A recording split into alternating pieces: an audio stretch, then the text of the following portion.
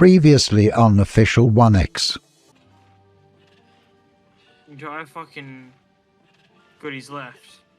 No, I kicked him. Oh, you did? He does have aimbot. Oh, he's aimbotting us then. Yeah, he just did. Oh, Hey guys, what's going on and welcome back to the official 1X series. Now I know this one's going up a little bit more delayed than the other ones have, but I've had a lot of editing to do lately, holy. The last video I uploaded was the biggest project I've ever taken on by far, which while I'm here, if you happen to be a Rust fan, or maybe you think you could be, go and give that a watch.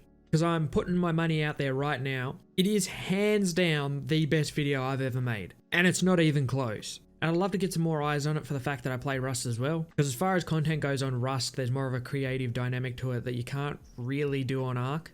You can, but it's a little bit more limited. But anyhow, the last video took a bit of a dark turn and I said that the next one was going to be no better. If anything, it was going to be worse. And well, it's here. The day's here that you're going to see it. I'm not even sure if this is going to be the best way to show what's going down. But basically, I'm just going to have parts of it sped up because otherwise it'll take way too long. And I'll come in and out and commentate on what's actually happening just to give context to certain parts of the video. Otherwise, it might not make sense. Well, that said, boys, let's get into it.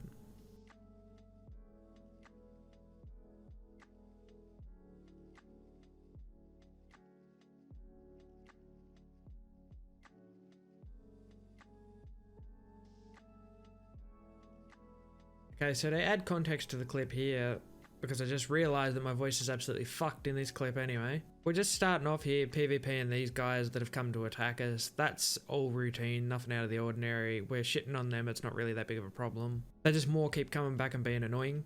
But then we get this message. Soccer? Oh. What? How? where? Now, if you watched the last video, you would have seen me walk past those wolves in that video. Those wolves are in the back of our cave. Biggest to pop.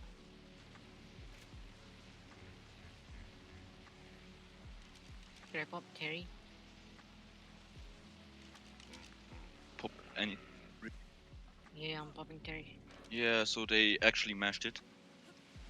Okay, so basically what's happening here is I've ran to the back of the cave to sort of try and investigate what's going on. Meanwhile, Flex is holding the crouch by himself, and then a third tribe showed up and started trying to PvP us as well. But basically I ran to where the back rooms are and sort of looked through where our choke point is there, and they've already thrown out 3 or 4 gigas. Like, they've been just having a field day down here. Like, up until they killed the wolves, we would have never even knew they were there. It just kind of looked like the tribe that was at the front of the cave was just clearing spam, nothing super suspicious at all. But because we split up the admin rooms from the normal rooms, when they blew into our back rooms, they had access to a lot of teams. One of which being a lot of PE's gigas, which they just started yeeting out left and right. And at this stage, I'm running around because I knew what they were trying to do and I was trying to prevent it. One of the points that I really tried to drive home was, yes, these dinos in here are breeders, but they still have the good stats and they should be saddled in the event something happens and they're required. And at this present moment in time, they weren't saddled, nor were they leveled up. Otherwise, I probably could have ended this instantly. Me and Nox already had the plan between us that we're going to walk forward with a Velonosaur and absolutely pepper the gigas. It's a strategy we've used before going into caves and it works really, really well when it's coupled with a giga. But unfortunately, because they just weren't saddled and nor were they leveled, I wasn't able to get around the cave quick enough. So we paid the price for it.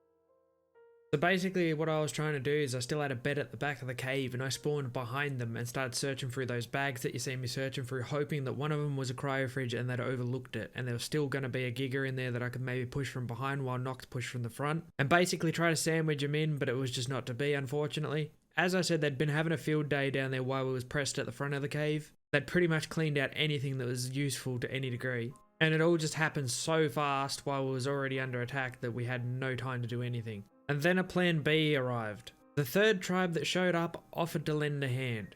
The problem with that is these were complete strangers who originally came here to fight us. And I had to let them into our cave, behind the death wall, in my tribe. I didn't really know what to think at this point, but the damage was already done. So we just went out on a very thin ass fucking limb here and took a chance. And I had to take the ultimate risk and let them in the tribe. Hello. Hello? Well, Yes, hello. Are you guys actually getting meshed? yeah, we get mesh. Come invite it. Advice. Where do you want it? Red up? I like this vibe. Everyone against fucking cheaters. I love this. Our community is strong. Flex? Yeah, on it. Chris, take. take. Take care, there can also be in that area. There is some turrets there, but not everywhere. Yeah, we need to put there. Just pick them up. Just hold that area. Like, we need to hold that area. Oh, good stuff, good stuff. Where you at? Pick Loot his this body, stuff he up. might have the cap suit on him.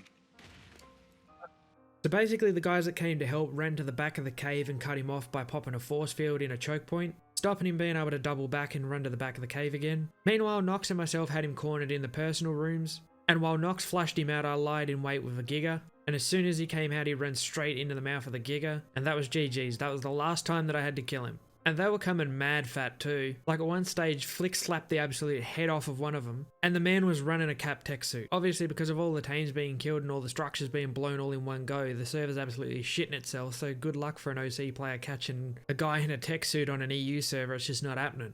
Meanwhile, at the other end of the cave, the tribe at the front of the cave we'd completely forgotten about at this point, but they were still pressing hard to get in. In fact, one of the meshes dropped the wall for them, and we hadn't even realised that our main death wall was gone at this stage. But in previous videos you've probably noticed that we have a Giga at the front wall. Now I rigorously tested the positioning of this Giga, because when we got in here there was a Giga placed in a similar position, but I could shoot it quite easily and that's how we ended up getting past it. But I wanted to get the perfect position where this Giga could guard the crouch and not be shot. And after a long time testing in host and local, I got it to the point where the second you came to the end of that crouch, you were getting hit. But no matter how far you backed up and angled a Velonosaur, you couldn't shoot it with that. You couldn't get in there to shoot it with a comp bow. You couldn't throw anything at it. And you definitely couldn't launch rockets in there far enough to splash damage it to death. Even if you wanted to launch 100,000 rockets in there, it wasn't going to make a difference. They just didn't reach. You couldn't railgun it because the railguns don't work in that part of the cave. As far as we know, there's nothing you could actually do to it with that positioning. So after we lock down the back of the cave, we come back towards the front to find our front wall completely gone. Bags all over the place, and not a single turret up guarding the front of the entrance. However, the Giga still stands, and in front of the Giga is just a pile of dead carbon enemies. This one lone Giga had held the point all by himself, because had that other tribe had got in and started pushing us from the other way, there was no way in the world we were holding that cave. As for the guys that gave us a hand, I couldn't express to them how grateful I was for what they'd done. And it restored that little bit of lost faith in humanity. And from the events that took place here, it went on to forge a friendship. However, knowing what I know now at the time of recording this voiceover, I don't really know how to feel about that. But regardless of all of that, I truly am grateful for all the help that they gave us on that day. We chucked up a makeshift death wall, and despite all that had happened and spirits being a little bit low, we messed around and joked with our new friends, and decided to jump off for the night because for us, things looked like they were pretty much over.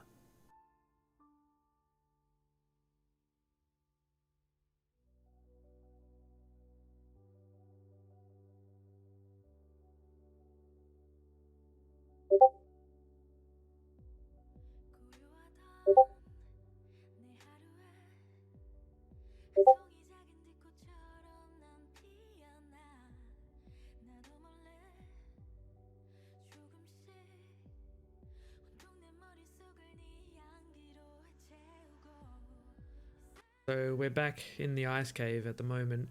Currently been 3 days since we've been here. Literally 3 days and nobody's logged in. Nobody's been here to defend it. The offline time has been pretty much the entire 3 days. Yet it hasn't been touched. Not a scratch. Not one single bullet soaked. Not one single structure blown. Nothing. It's been dead silent. In the couple of days that have passed, we've had some time to do a bit of thinking. Our allies put their hands out and offered us to join the tribe. That was the original plan. But I made mention of it that I don't know how much I'll be playing. I just lose all drive when I'm in other people's tribes. I don't know why. It's probably because I just don't know what direction things are going. And I'm so used to having so much on my plate that when there's nothing on my plate, I feel bored. At least that's how it feels. But the last few days I've been feeling pretty grim anyway, to be honest. When I made mention of it to Parasite and Flix, but I didn't know how much I was actually going to be playing, because naturally I said that they've got to come with me. You know, these guys have been with me since the start, and I'm not leaving them out by themselves. So if you offer me to join your tribe, you have to offer them to join as well. That was the plan at the time, we was all going to join them.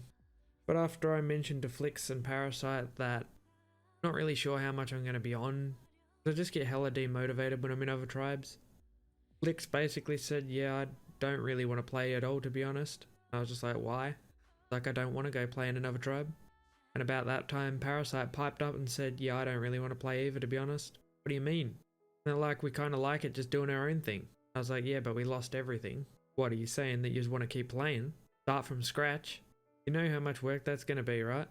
Which I believe Parasite said something along the lines of, I don't give a fuck, doing it for the tribe. I fucking love this tribe.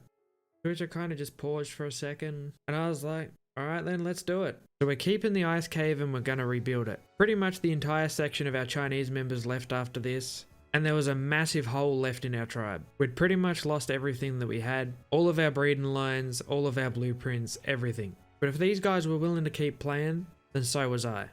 I basically said to them the only reason that I was joining the tribe was so that they had somewhere to go, to be honest. And they were pretty much like, bruh, we're legit only joining that tribe because you're joining. So we basically said, fuck it then. It's clear that we all want to keep playing together, so why not keep it going? So we've started rebuilding everything. It's going to be a hell of a lot of work. I did have to remove a member, but it's fine because this particular member didn't really do much anyway. Would always ask for claims and then just pop them and leave them to die pretty much. Never wanted to do anything but PvP. And after all of this went down, the first thing that came out of their mouth was, oh, did you save my C4? And that was it. That was the straw that broke the fucking camel's back. I was 100% done with this person. The second I sent the message, that was it. Instantly kick from the Discord, kick from the tribe. Never asked what we was doing next. Never offered to help. Literally, the first thing that came out of their mouth was all for themselves. Goodbye. But nevertheless, there was a gaping big hole in our tribe now, and there was a lot of work that needed to be done. So we reached out to the connections that we did have, friends that we'd made on the come up.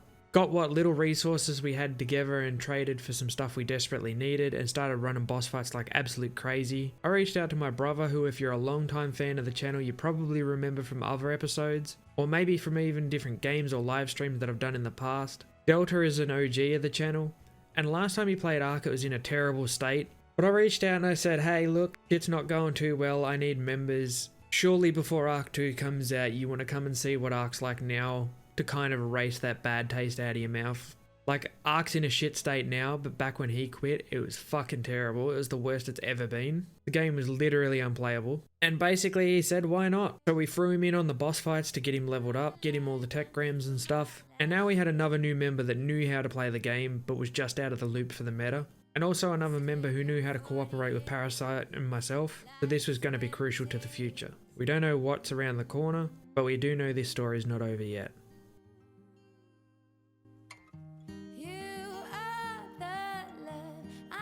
Show you how to start to find your way. I like the old-fashioned way.